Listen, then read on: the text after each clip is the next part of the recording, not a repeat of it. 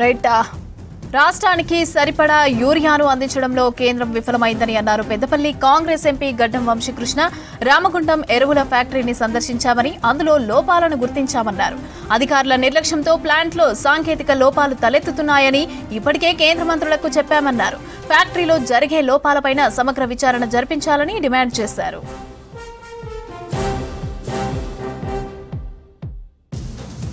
9 లక్షల టన్నులు యూరియా వచ్చేది ఉండేను. దాంట్లో కేవలం 4.5 లక్షల టన్నులు 4.5 లక్షల టన్నులే ఇచ్చినారని చెప్పి వారికి అప్డేట్ చేయడం జరిగింది. అదేవిధంగా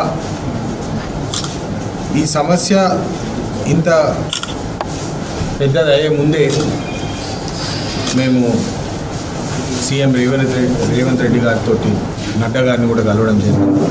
మళ్ళీ వాళ్ళ దగ్గర కూడా మేము పోయి రిక్వెస్ట్ చేయడం జరిగింది, ఇట్లా చేస్తారని చెప్పి.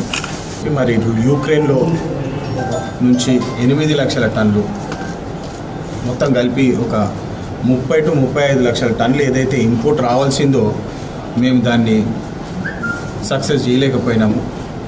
సో ఈ మొత్తము యూరియా ఇష్యూ ఏదైతే ఉన్నదో ఎక్స్టర్నల్ మినిస్ట్రీ జైశంకర్ గారు, నరేంద్ర మోడీ గారు వారు ఎక్స్టర్నల్ రిలేషన్షిప్స్ ఇతర దేశాలతోటి వాళ్ళు మంచిగా మెయింటైన్ చేయలేదని చెప్పి మనకు ఈ షార్టేజ్ వస్తుంది. ఈ షార్టేజ్ వచ్చినందుకు వాళ్ళు ఏం చేస్తున్నారంటే కేవలం బీజేపీ రాష్ట్రాలకి వాళ్ళు డైవర్ట్ చేస్తున్నారు.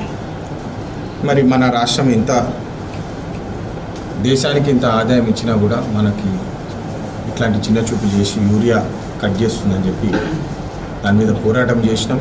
ఆర్ఎఫ్సిఏలు కంప్లీట్లీ మిస్మేనేజ్ చేయబడుతున్నది.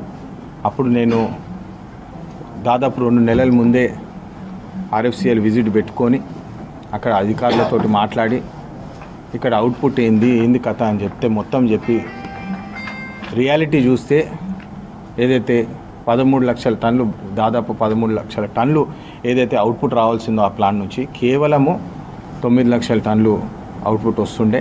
ఇప్పుడు మంత్ ఆన్ మంత్ నేను విజిట్ చేసినప్పటికెళ్ళి కూడా ఇప్పుడు మీరు చూస్తే సగం టైం అది షట్ డౌన్లో ఉన్నది. విజిట్ చేసినప్పుడు కూడా అధికారులను ఒక ప్రశ్న అడగడం జరిగింది సీరియస్గా. ఈ పైప్ లైన్లు ఏదైతే ఉన్నాయో లీకేజ్లు అయితే ఏంది పరిస్థితి, దీని సేఫ్టీ మెకానిజమ్స్ ఏవి, దీని మీద దృష్టి పెట్టండి అని చెప్పి అప్పుడు కూడా డిస్కషన్ చేయడం జరిగింది.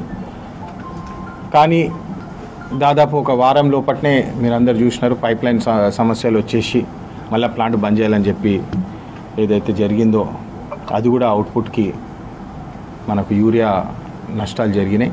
ఇట్లా కంప్లీట్లీ నిర్లక్ష్యం చేసి ఆ ప్లాంట్ నడుస్తుందని చెప్పి దీని మీద కూడా కేంద్రంలో లెటర్లు పెట్టినాము, కమిటీలో కూడా లెటర్లు పంపించినాము. ఇట్లాంటి ప్లాంటు మీ అందరికి తెలుసు, ఇది మూతబాడిపోయి ఉండే ప్లాంటు. డాక్టర్ వివేక్ వెంకటస్వామి గారు అప్పుడు ఎంపీగా ఉన్నప్పుడు మన్మోహన్ సింగ్ గారితో వారి సహకారంతో 10,000 కోట్ల రుణమాఫీ చేయించి మళ్ళీ ప్లాంట్ స్టార్ట్ అయ్యేటట్టు చేస్తే మరి ఈరోజు మళ్ళీ ఆ ప్లాంటు